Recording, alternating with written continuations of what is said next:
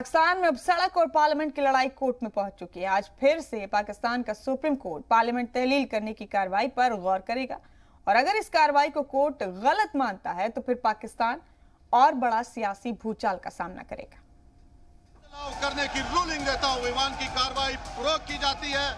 फरमान में इस्लामी जमहूरिया पाकिस्तान के दस्तूर। पाकिस्तान में जारी इख्तिदार की जंग।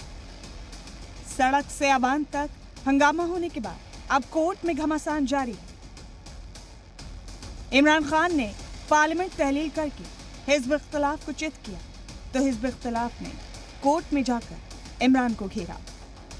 अब इमरान खान अपोजिशन पर पलटवार कर रहे हैं और सरकार गिराने की साजिश को लेकर कोर्ट पहुंच गए हैं। मतलब सड़क और ऐवान के बाद अब कोर्ट में पाकिस्तान के इख्तिदार की जंग होगी।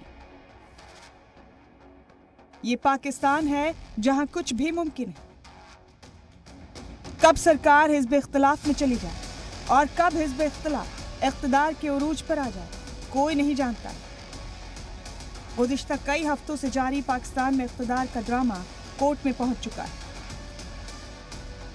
केस के ऊपर केस किए जा रहे हैं, इल्जाम के ऊपर नए इल्जामात आयद किए जा रहे हैं और ये सब कोर्ट में हो रहा है। आपको ये पूरी कहानी आगे बताएंगे, लेकिन उससे पहले उस शख्स का बयान सुनिए जिसने इमरान खान के इख्तिदार को हिला दिया, मजबूर कर दिया कि इमरान पार्लियामेंट तहलील करके इंतखाब की जंग में उतर जाए, इमरान खान के खिलाफ हिज़्ब इख्तिलाफ का सबसे बड़ा चेहरा बने।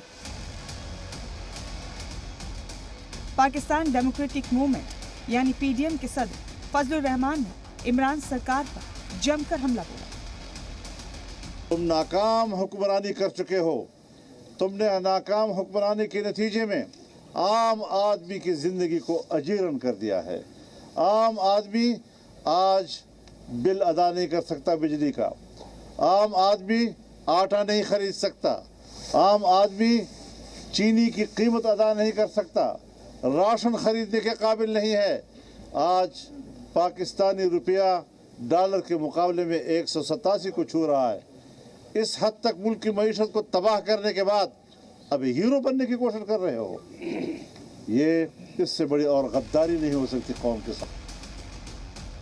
अब बात कोर्ट की जंग की करें तो पार्लियामेंट तहलील करने के डिप्टी स्पीकर के फैसले के खिलाफ कोर्ट में केस दर्ज हुआ है और इस फैसले को गैर आईनी बताते हुए खारिज करने की मांग की गई है।